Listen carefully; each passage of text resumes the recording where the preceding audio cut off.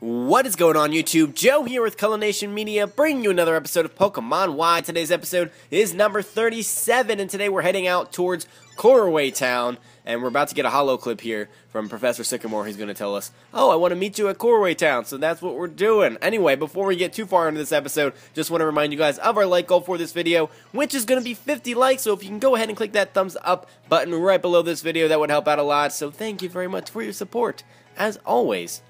Now, I don't even know what route number this is going to be, but my team is looking okay, so I don't think I need to change anything up. We're just going to jump right into it. Now, last episode, in case you need a little bit of a refresher, which I kind of do because I just haven't recorded in a few days. It's Route 18, by the way. We took on Team Flare and their Geosenge hideout. We stopped the ultimate weapon. We captured Yveltal as well. And that was pretty cool because we captured him in one Ultra Ball. I don't know how we managed that, but we did. And yeah, now we're taking on Route 18, heading over to Couriway Town. There's a Hyper Potion over this ledge, and I'm sure I'll put that to good use because we have a lot of high-level trainers coming up. And I don't know that we're going to get to Couriway Town in this episode. In fact, I'm like pretty positive that we will not because there's some things on this route that I want to do. Inverse battles can be done on this route. There's a house coming up somewhat shortly. It's maybe like halfway through the route that we can do there. We have this battle against this kid. Who knows how long this one could take? Youngster Jaden. He seems pretty hardcore. I don't know. He's going to start off with a Scolipede.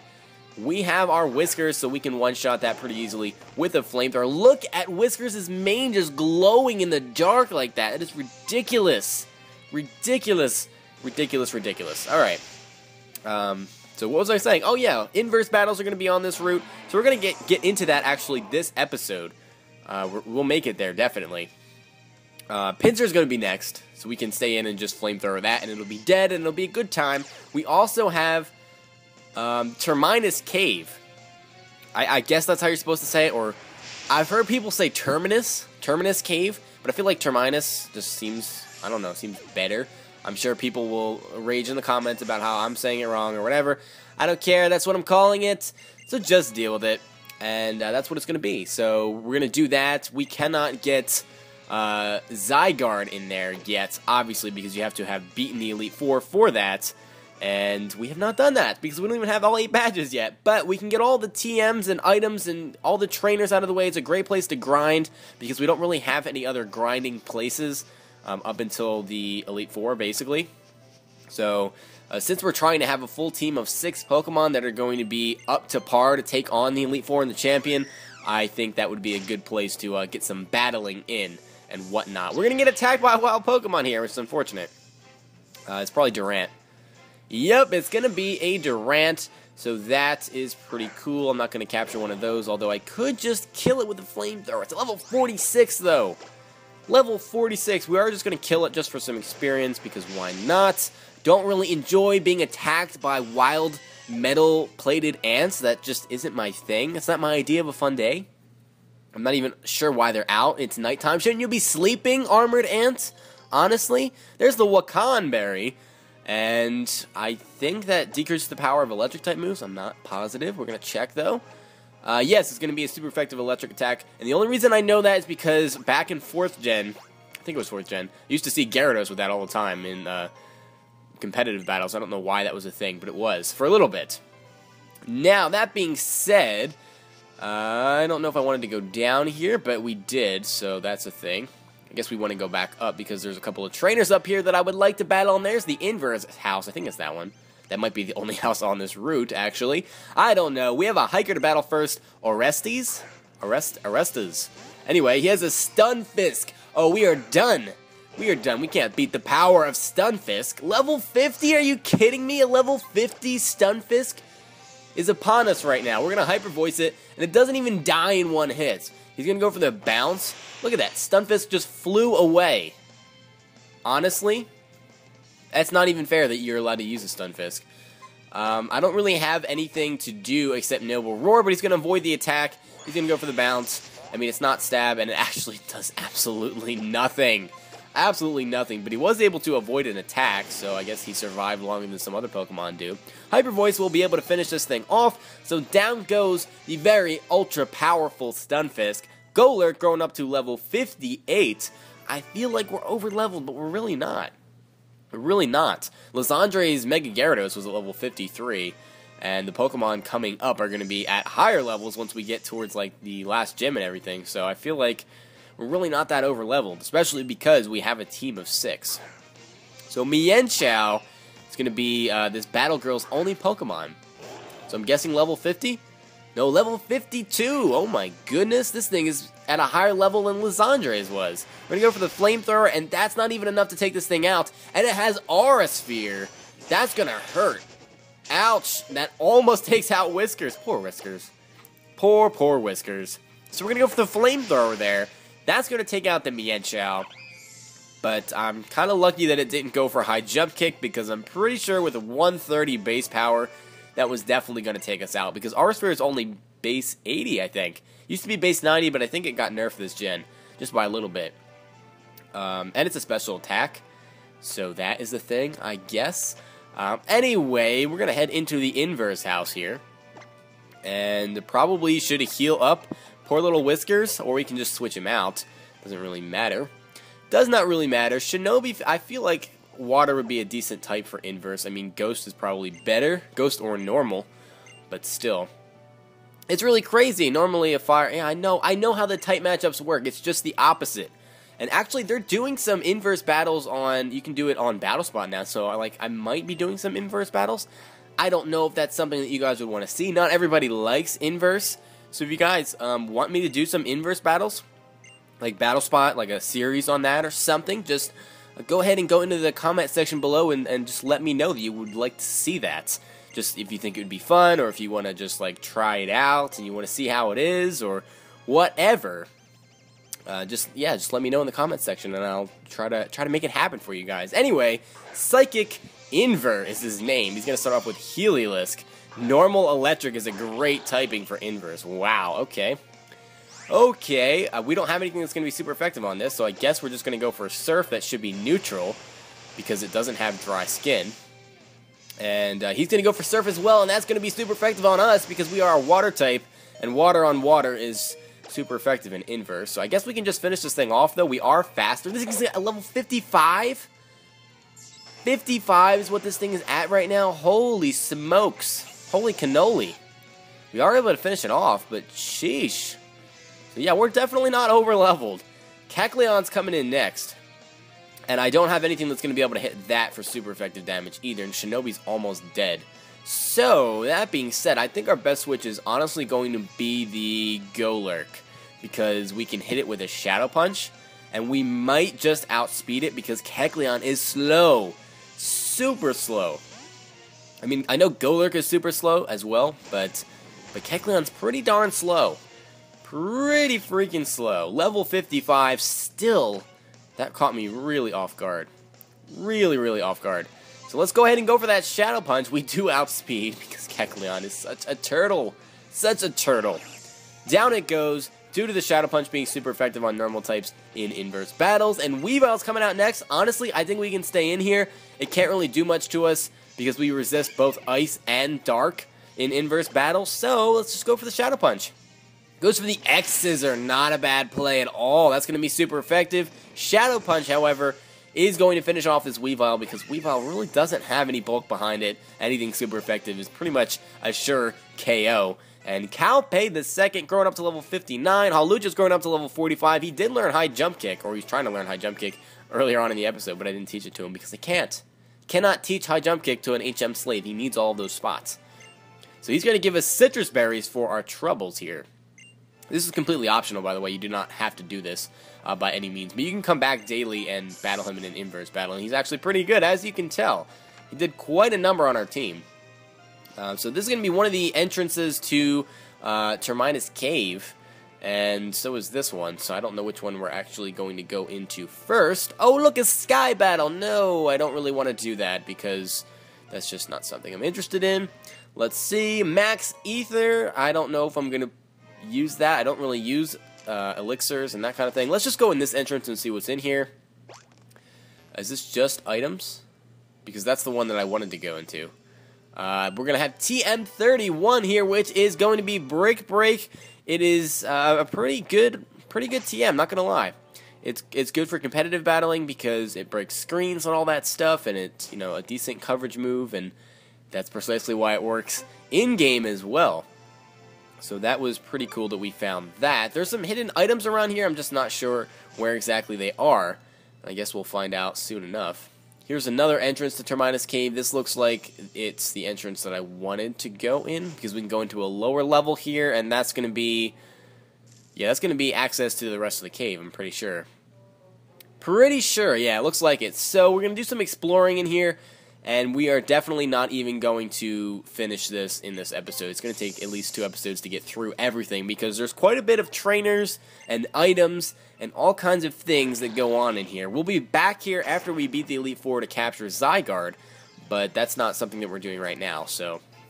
we're just going to get all the trainers and everything out of the way. That way, when we come back later on, we can just waltz right on through and not have to worry about battling all these under-leveled Pokemon and trainers and all that stuff, because that's not really as interesting when I've got all my Pokemon at level like 65 or 70 or something. That'd be a little bit ridiculous. So let's see, a star piece. Okay, we can sell that for some decent moolah. Definitely sell that for some decent amount of money. And no hidden items, but I do see some trainers running around down there, so we're going to get into some battles. That is for sure. And like I said, this is a great place to do some grinding because of the high-leveled wild Pokemon, and then the high-ish level trainers as well. So it appears this rock has a hidden item. It's going to be a Dusk Ball. And that's good for capturing Pokemon in the dark. Like in caves and when it's nighttime and all that stuff. And, oh, we're about to get attacked by a wild Pokemon right now. And it is going to be Ariados. So you can get attacked by either Ariados or Noibat in this cave. So if you want to use a Noivern, then, you know, feel free to look around for a Noibat here. And Sucker Punch almost takes out Shinobi. It's not very effective, but we are able to go for Surf and break that Stalagmite in the background there. So we're going to get an item here. Damp Rock. Fantastic. So that increases the duration of rain conditions via drizzle or rain dance or any of that stuff from the original 5 turns up to 8 turns when the Pokemon is holding the damp rock. So I would use that competitively, that's for sure. It's great on Politoed this generation. And even Pokemon like, I don't know, what is a rain inducer, a typical rain inducer? Maybe Ludicolo, maybe Dugong. I mean, I use Rain Dance on my Dugong, just saying. Just saying. Alright, so we're against Worker Narek here, and he's going to start off with Graveler. Surprise, surprise. Somebody in a cave using a Graveler. How original. But we have Haxorus to start things off here. There's the Mold Breaker, which is great because we can just kill it with anything, basically. Because I don't know if Sturdy works, but I went for the Poison Jab by accident. There's the Self-Destruct. Alright, well that was a bit unfortunate. But Self-Destruct does absolutely nothing. So Graveler goes down, and honestly, I don't know if Sturdy is suppressed by Mold Breaker. I'm honestly not positive. I've never actually been in that opportunity to test that. So I don't know if I want to stay in and worry about that. I guess we'll just go into Golurk because at least I'm immune to the Self-Destruct and all that jazz. So in comes the Graveler. I'm guessing he has a team of all Gravelers because he has one other Pokemon. Level 47. We can go for an Earthquake because why not? Earthquake and Heavy Slam would both be super effective. Earthquake obviously is going to do more damage. There is the Sturdy. He's hanging on by 1 HP. And he's going to go for an Earthquake of his own, which should do an okay amount of damage. Not crazy, but it does do a decent amount. I don't know if we can live another one, though. That is a little bit unfortunate. There's the Heavy Slam. That's going to finish off this Graveler. We do have one more to go, though. And I feel like the animations are moving in slow motion today. I feel like everything is moving in slow motion today. Everything's just been taking forever. Golem is going to be his last Pokemon, so we're definitely going to need to switch here. I think I want to go into Haxorus. I'm thinking that's what I want to do. Because Golurk definitely cannot take another hit, and he's going to hang on with this Sturdy, and it'll be just a bad time. Just be a terrible time. So there is the Golem, looking nice and pretty. Not really pretty, but we're going to go for a Dragon Claw because... just going to. I don't think it's going to one-shot, though, just because Golem has such high defense. It does not. He's going to go for the Stealth Rock, setting up those rocks, because why not? And now we can just finish him off. Finish him off with one more Dragon Claw. That was kind of a silly move, but the computers do weird things sometimes. Okay, almost all the time. Just about everything they do is silly. But Haxorus is going to grow up to level 59. 220 attacks that. Did you see that? That's ridiculous. That's off the charts. That battle was a good sweat. Okay, well, he looked like he was sweating. He was like wiping the sweat off his brow with that little rag that he had. The little towel or tissue or whatever. I don't know. I don't know what it was supposed to be. There's an item down here that I can't seem to get to. But let's go down this way. Because why not? Of course I have Rock Smash. Why do you think I have Shinobi with me? Because he's just basically my Rock Smash slave at the minute. At least it's not an HM anymore, so you can delete it whenever you want. And because TMs are unlimited now, it doesn't really... It's not that big of a deal. It's not like you can only use it once.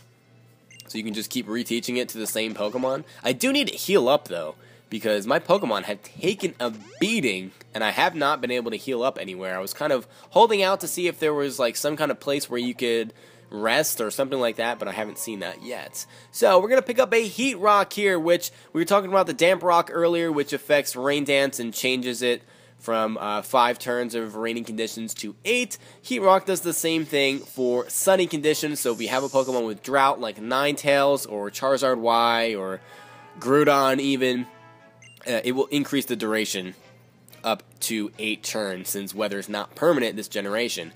Alright, so we're up against a Hiker here. Hiker Aaron is going to start off with a Rhydon, and that is his only Pokemon.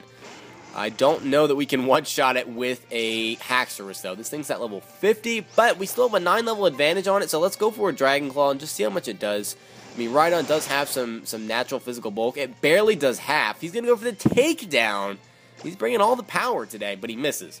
So that sucks. And Dragon Claw should take this thing out, yes, barring min damage, of course, but we didn't get it, so that's good. That is good, unless the barely over half was the min damage, which is possible. Golurk, growing up to level 59, and yeah, so our team, I'm really happy with where the levels are. I really, really am. I feel like we're not going to have to do that much grinding, if any grinding at all, when we get up to the Elite Four, so that's good news. Definitely good news. Alright, Ariados swooped down and attacked us from above. Unfortunately, I didn't even see the shadow until it was too late.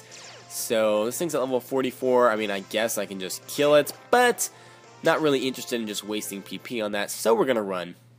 And there's another trainer down here anyway, so let's just go ahead and fight him. If he wants to freaking see us, he's like running away from us for no reason. I find that very rude. Very rude, Worker Dimitri. He only has one Pokemon. It's not going to be Graveler. How about that? Not Graveler. It's going to be Octillery. And Octillery is slow and frail, which is a bit unfortunate for him because Dragon Claw is definitely going to kill this thing in one hit, even though it's at level 50. Look at how fast that HP bar just dropped down to nothing. That was lightning. Speed of light, basically. So, yeah, Dimitri, you kind of need to get some better Pokemon. Just saying. Just saying. Just an Octillery is not going to cut it. I guess we can use Rock Smash on this and see where this takes us. I feel like there should be some kind of item back here. It looks like a hidden item against the wall. It's going to be a Moonstone. So that's great because a lot of Pokemon evolve via the Moonstone. You've got Nidoking and Nidoqueen and Jigglypuff and whatchamacallit, Skitty. And yeah, those kinds of things. Clefairy, didn't even think about that, but Clefairy is one. So, yeah, there's a lot of Pokemon that evolve with the Moonstone. It's kind of crazy, actually. So there is the Escape Rope. I think Muna evolves with a Moonstone as well. Or Muna into Musharna. So we have another trainer here. We've just been battling trainers this entire episode. At least that's what it feels like. We've made a little bit of progress in the cave, but not as much as I thought we were going to. Because of all these trainers. Alright, so Mr. Hiker here is going to send out a Boldor, who again has the Sturdy. Level 48. So we have an 11 level advantage. Let's just go for an X-Scissor. Don't want to waste all my PP as far as Dragon Claw goes, because I do want to get a lot of use out of Haxorus. Haxorus takes the longest to level up out of everyone in my party, so that's why I use him a lot. Not just because he kills everything in one hit, but because I want him to get more experience. Because it does, from level to level, it takes him a longer time. You know, it takes him more experience points to grow to a level than some of my other Pokemon. So, that being said, I think Steelix is what what he just said is coming out next. So we could go into a variety of things. But I think what I want to do here is go into Golurk, because Golurk's been doing a lot of work for us lately. Really, really has. And there is the Steelix. Unfortunately, Steelix has Sturdy as well. Or it can have Sturdy. I don't know that it necessarily will here. So let's just go for the EQ, and if it doesn't have Sturdy, then it'll just straight up die to that. At least I think. Nope, it does have the Sturdy, so it's hanging on by 1 HP. He's going to go for the Stone Edge. Oh my goodness. The power. That's a crit, and it does absolutely nothing because it's not very effective. We can go for the Shadow Punch, and it doesn't really matter what we go for. I have the most PP in Shadow Punch, so I figured might as well just go for that. And the Steelix goes down, so that's cool. Hawlucha growing up to level 46. And that's going to be the end of this hiker. It's the end of him. He has been ended. Alright, no, he hasn't been ended, but it sounded cool. I don't know what's over here. I feel like we may have been here before. Yes, we have. Okay. So going over there and battling that hiker was entirely pointless. There was no reason for us to do that whatsoever. So I guess we can just go back across the bridge. And we battled that guy already, so we can just go down the stairs. We were just running around in circles, not really doing anything at all. But we can battle this person, this battle girl. And I do think we are going to call it an episode soon-ish. We're at the, 21.5 minute mark right now. So I want to call it an episode shortly. I don't want it to get all the way up to, 25 minutes. Maybe have it just be just about 25 minutes. Because I don't want, a crazy long episode. So there's the throw, level 49. I'm noticing the stalagmite in the background. I can't do anything about that, though. We're just going to go for a Dragon Dance and try to sweep this team, basically, because she has 2 Pokemon, and I cannot one-shot a throw with a Dragon Claw. It's just too bulky. There's the Storm Throw, which always gets a crit, so can't be mad about that. But it does do a decent amount of damage. We're going to go for the Dragon Claw now and hope that it takes this thing out, and it does. Throw is just incredibly, incredibly difficult to one-shot. Especially with a neutral move.